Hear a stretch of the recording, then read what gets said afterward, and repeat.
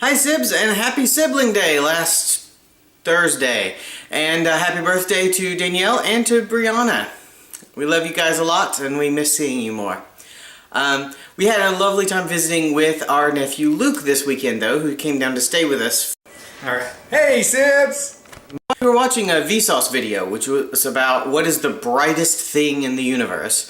And it got, into some pretty deep astrophysics things, talking about quasars and supernovae and things like that. And I could tell that Luke seemed a little skeptical and was saying, well, how on earth could they know about that stuff? How could they know that? If it's so far away, how could they possibly know? And I realized that, I can't say. I mean, I know a little bit about how they determine how far away some things are, but I certainly don't know enough to really defend what was being said. In fact, I doubt that the guy doing the Vsauce video could either, because I'm sure he learned this by looking it up from somewhere else. Why should I believe that supernovae actually exist? Just because I read it somewhere? I mean, someone could write somewhere that, the moon is made of Swiss cheese, which is, been written in various places. I don't believe the moon is made of Swiss cheese. Why should I believe, just because somebody wrote about it, that there's such a thing as a supernova? I think it's mainly because the places where I've read it are what I would consider reputable sources, right?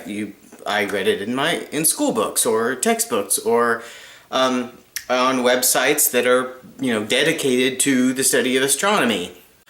Another interesting question that this leads to, in my mind, is why am I believing just some guy in a YouTube video?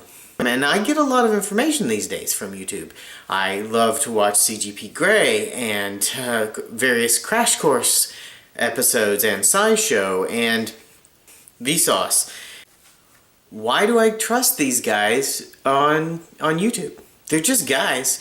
For the most part, they're not, scientists or anything. It's not like they are experts in the field. They just, I presume, go and look this stuff up themselves. It's sort of a similar question to why do I believe stuff I read in Wikipedia, which I in fact generally do unless I have reason to not believe it. Because as far as I can judge from the videos themselves, their motivation appears to be really to share information. They don't seem to have any particular agenda that they're trying to push. They're just trying to share information to their best of their abilities. They really seem to have the altruistic desire to share information, so I feel that I can trust them. It's the same way on Wikipedia. The people who post on Wikipedia are, in general, just trying to share information because they want to share information. We're very fortunate that as a species, we really, for the most part, like to help each other. It seems to be part of our nature to want to help each other. And so, to not trust that, and to refuse to trust it, and demand that you go through much more complicated means to get information, is just unreasonable in most cases. Especially when you're just kind of curious about stuff like what is a quasar, or how does some subatomic particles work, or what were the Napoleonic Wars about? I'm going to continue watching these YouTubers that I enjoy and reading Wikipedia, and I'm going to believe the stuff unless I have a reason not to believe it.